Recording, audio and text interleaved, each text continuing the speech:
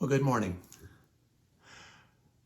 I know that I had said I was going to offer you a program of poetry by young people today, but that one's going to have to wait for another week, I believe. The difficulty I was having was that there was just so much to choose from, and I wasn't ever able quite to get the list down to a manageable number of poems. So that's going to wait till next week. This week, what I'd like to do is offer a program that is based in a program that's done every year by the American Academy of Poets. They publish an annual guide for educators who are exploring poetry with their students.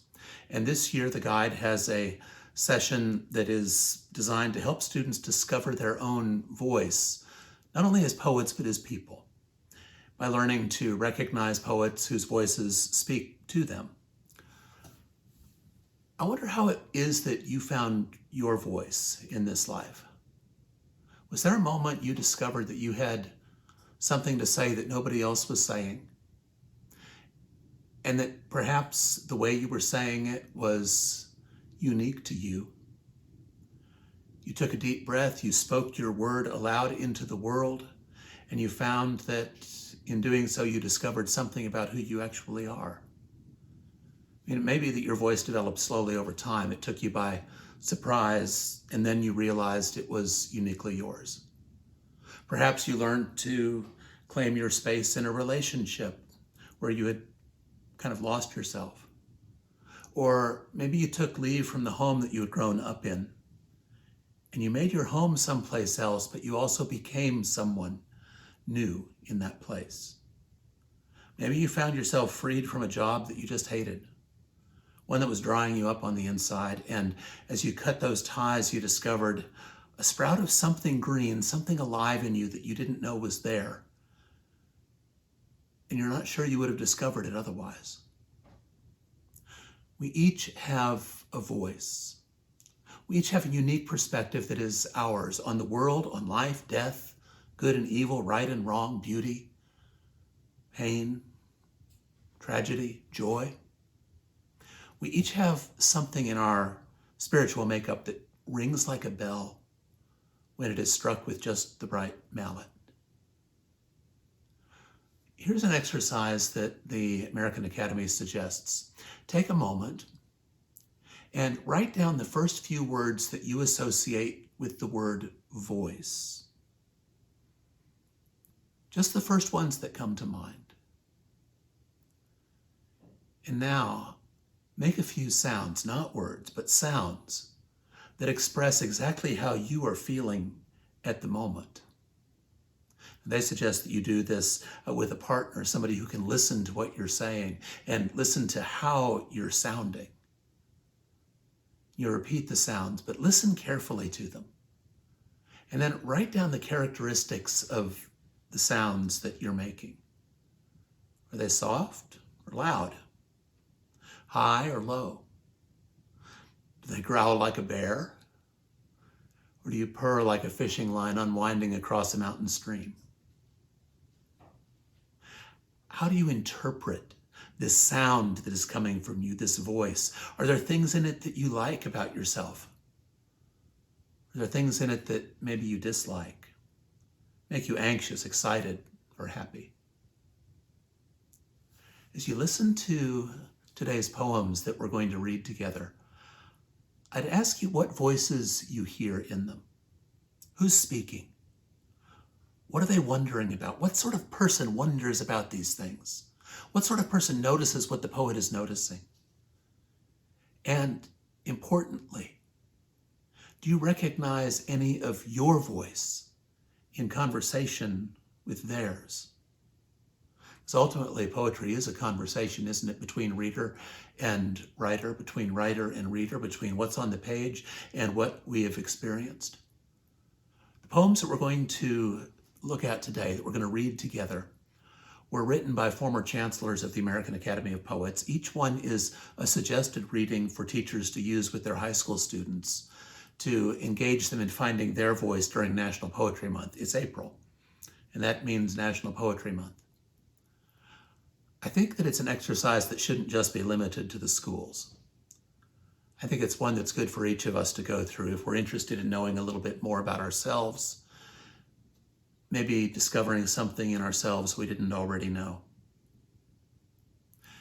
In our first poem, called The Chance by Arthur Shea, I hear him wondering about his place in time, what came before, what lies ahead, and what he hopes might yet be.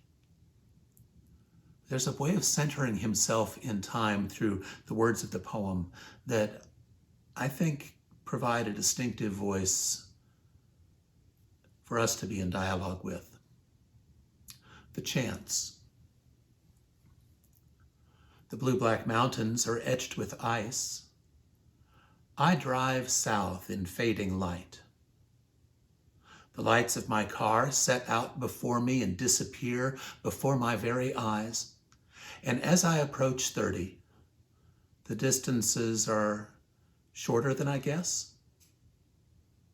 The mind travels at the speed of light, but for how many people are the passions ironwood? Ironwood that hardens and hardens. Take the ex-musician, insurance salesman who sells himself a policy on his own life, or the magician who has himself locked in a chest and thrown into the sea, only to discover he is caught in his own chains. I want a passion that grows and grows, to feel, think, act, and be defined by your actions, thoughts, feelings, as in the bones of a hand in an X-ray. I want the clear white light to work against the fuzzy, blurred edges of the darkness. Even if the darkness precedes and follows us, we have a chance, briefly, to shine.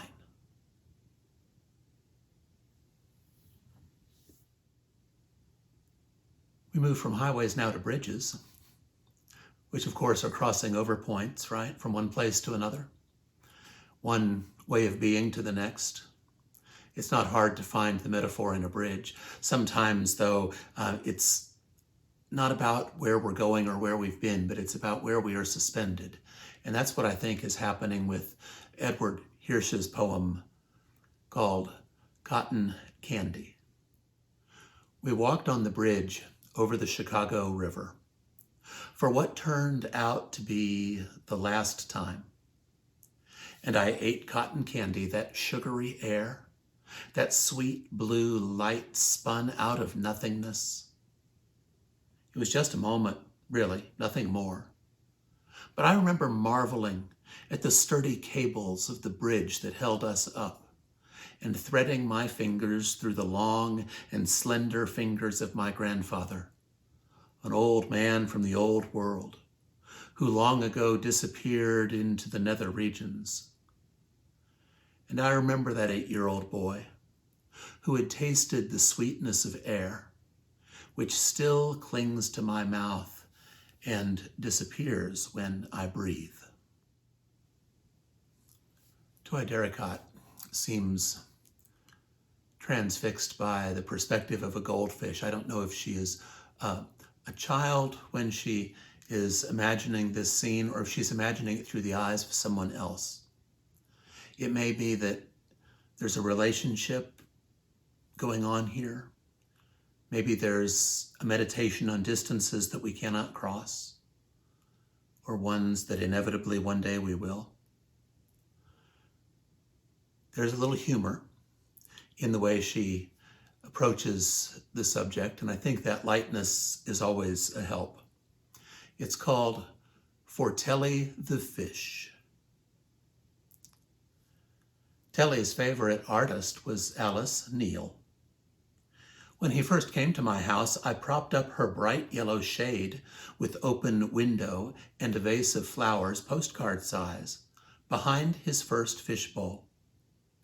I thought it might give him something to look at. Like the center of a house you keep coming back to, a hearth, a root for your eye. It was a wondering in me that came up with that thought, a kind of empathy across my air and through his water. Maybe the first word I cast out between us, in case he could hear. Telly would stare at that painting for hours, hanging there with his glassy eyes wide open. At night, he wanted the bottom, as if it were a warm bed. He'd lay there sort of dreaming, his eyes gray and dim and thoughtless.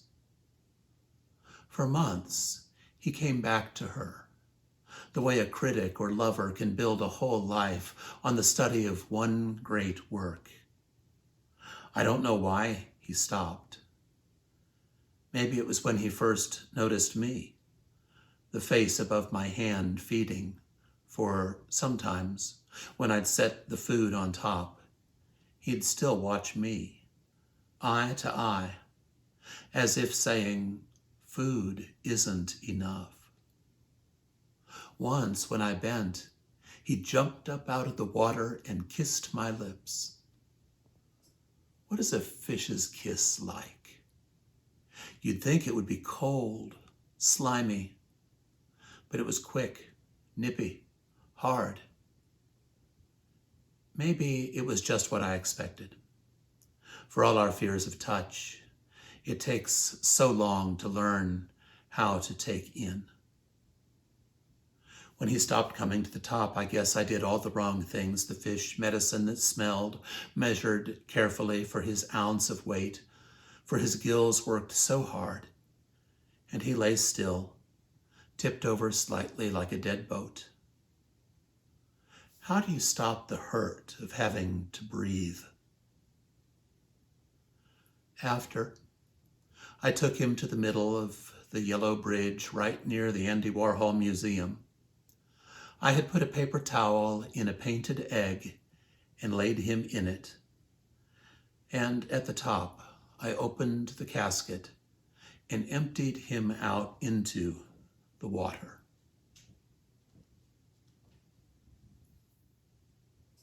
Well, we move now from fish to lizards. That's where we're going next. I wonder if there's something evolutionary going on. As Ellen Bass draws me in with this poem, I wonder what images it will bring to mind for you. Does it remind you of someone that you've loved? Or maybe someone you have been? Kiss by Ellen Bass. When Lynn saw the lizard floating in her mother-in-law's swimming pool, she jumped in. And when it wasn't breathing, its body limp as a baby drunk on milk, she laid it on her palm and pressed one fingertip to its silky breast, with just about the force you need to test the ripeness of a peach, only quicker. A brisk little push with a bit of spring in it.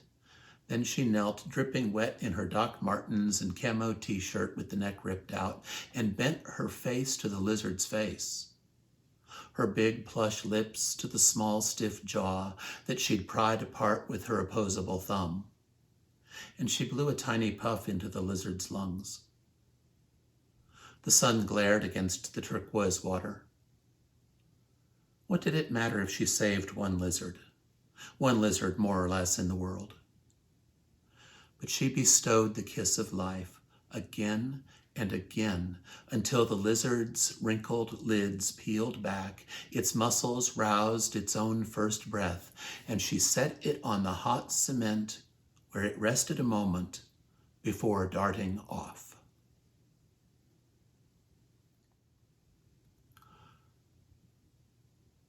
Some poets are able to take the ordinary things we experience each day and discover a new angle, a new question.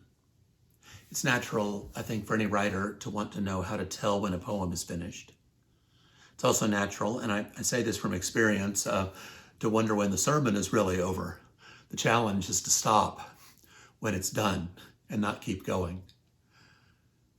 But can we ever really stop having an effect on the things around us, on the people who matter to us? Maybe that's something that is never quite done. How do I know when a poem is finished? By Naomi Shihab. When you quietly close the door to a room, the room is not finished. It is resting, temporarily, glad to be without you for a while. Now it has time to gather its balls of gray dust, to pitch them from corner to corner. Now it seeps back into itself, unruffled and proud. Outlines grow firmer. When you return, you might move the stack of books, freshen the water for the roses. I think you could keep doing this forever, but the blue chair looks best with the red pillow. So you might as well leave it that way.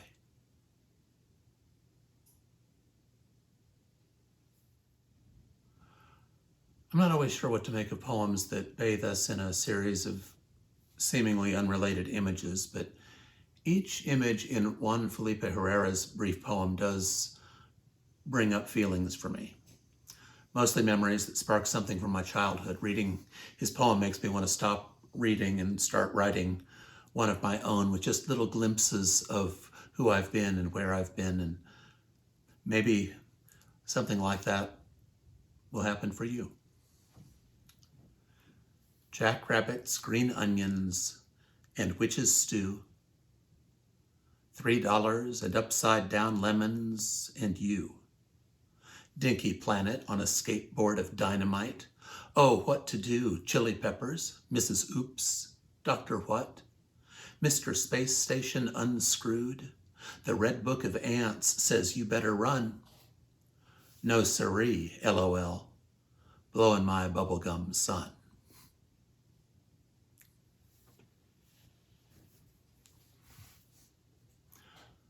How much of your voice comes from the place that your ancestors called home?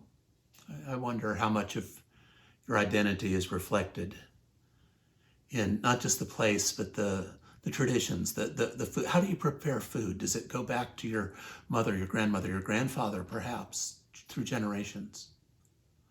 As Marilyn Chin's poem begins, I can tell already that her culture and mine are different, but there are indelible images from my childhood that rise up as I hear her speak about her own. And I remember growing up in my mother's kitchen, and in this poem, The Floral Apron, I can picture exactly which apron my mother was wearing. One that she had sewn herself. The Floral Apron by Marilyn Chin. The woman wore a floral apron around her neck. That woman from my mother's village, with a sharp cleaver in her hand, she said, "What shall we cook tonight?" Perhaps these six tiny squid lined up so perfectly on the block. She wiped her hand on the apron, pierced the blade into the first. There was no resistance, no blood, only cartilage, soft as a child's nose. A last iota of ink made us wince. Suddenly, the aroma of ginger and scallion fogged our senses, and we absolved her for that moment's barbarism. Then she, an elder of the tribe, without formal headdress, without elegance, deigned to teach the younger about the Asian plight. And although we have traveled far, we would never forget that primal lesson on patience, courage, forbearance, on how to love squid despite squid, how to honor the village, the tribe, that floral apron. The title of David St. John's poem makes me think of the American West, high country, the grandeur of sky that never ends. But the first line suggests that this isn't just about a place. He's not just trying to describe a landscape here. He doesn't ask a question even about who he is. He simply states it outright. And it's the same answer that Odysseus gives to the Cyclops when the monster demands his name. No one. That's what he calls himself in this. But as the verse continues, and he begins to pile on images of the famous paintings of the Renaissance, the intense humanism of its theology, the incarnation is solid and rounded as a baby angel's thighs. It's not really even about the writer at all. It's about the only one in his world who is truly sacred, nearly divine. The child to whom he is the only father. Some days I'm happy to be no one. The shifting grasses in the May winds are miraculous enough as they ripple through the meadow of lupin. The field as iridescent as a Renaissance heaven. And do you see that boy with his arms raised like one of Raphael's angels, held within this hush and this pause and the sky's lapis expanse? That boy is my son, and I am his only father, even when I am no one. I have some thoughts about the next poem, but I would rather not prejudice the thoughts that might come to you as you listen to it, because I find myself wondering who the speaker is.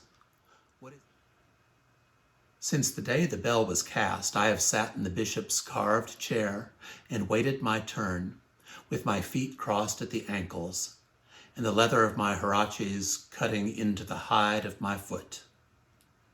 From where I was sitting, I watched the light being drawn off the magnolias in the Plaza de Armas, while the voices of the others choired an evening.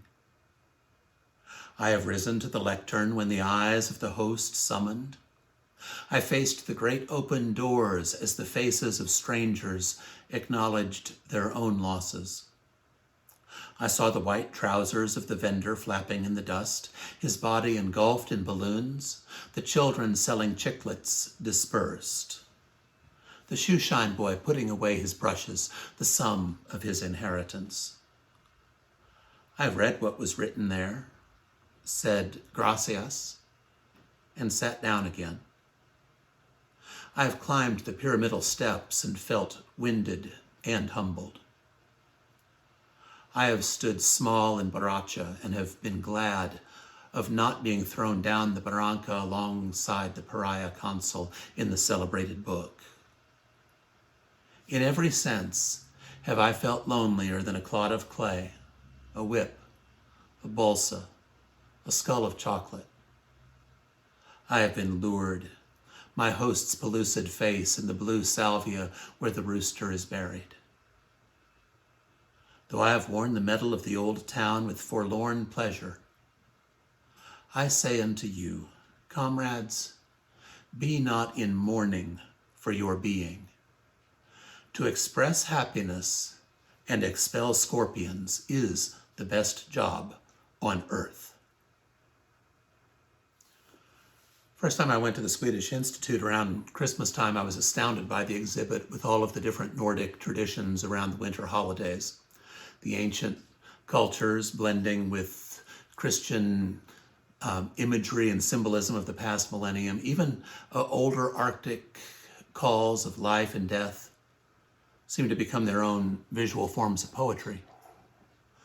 Well, the structure of this poem, each line beginning with the words, she could, brims with possibility.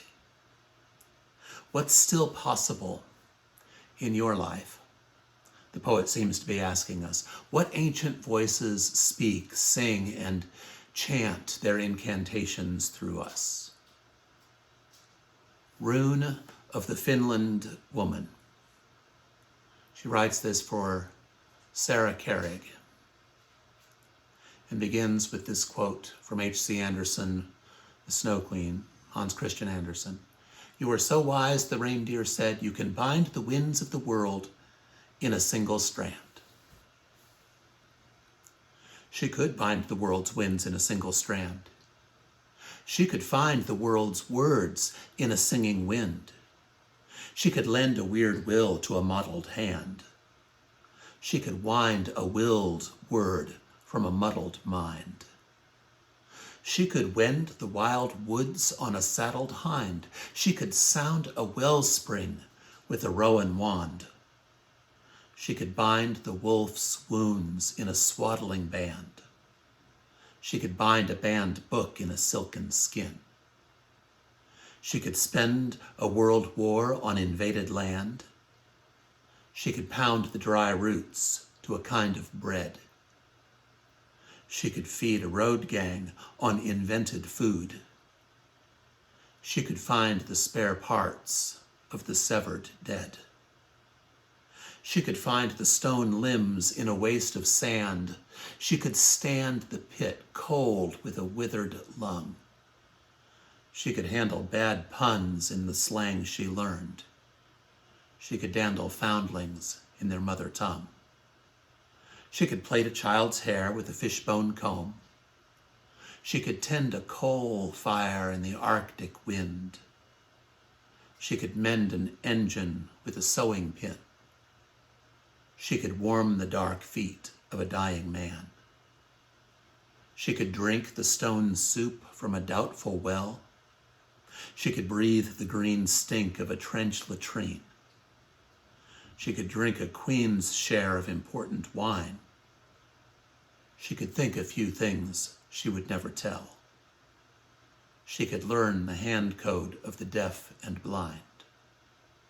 She could earn the iron keys of the frozen queen. She could wander uphill with a drunken friend. She could bind the world's winds in a single strand.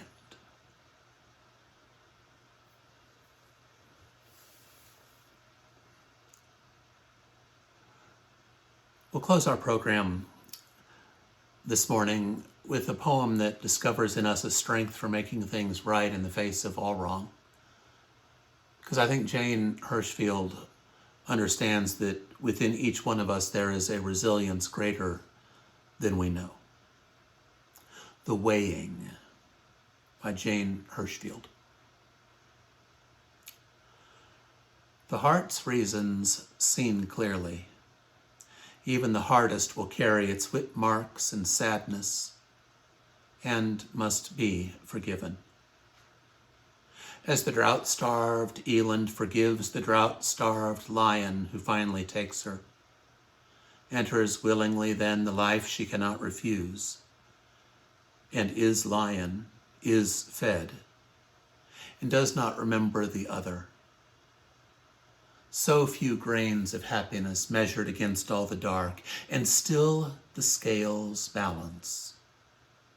The world asks of us only the strength we have, and we give it. Then it asks more, and we give it. Thank you for joining me today for a series of poems that each in their own way call up the voice of the poet, but also invite us to call up our own voice within ourselves. I wonder what your voice sounds like to you. I wonder what matters most.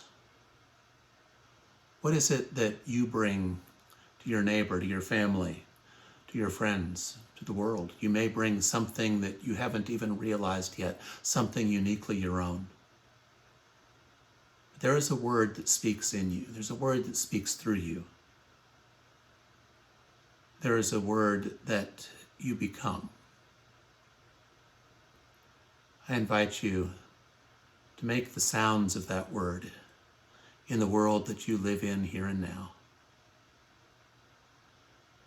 Speak forth your word into the world. I wish you peace.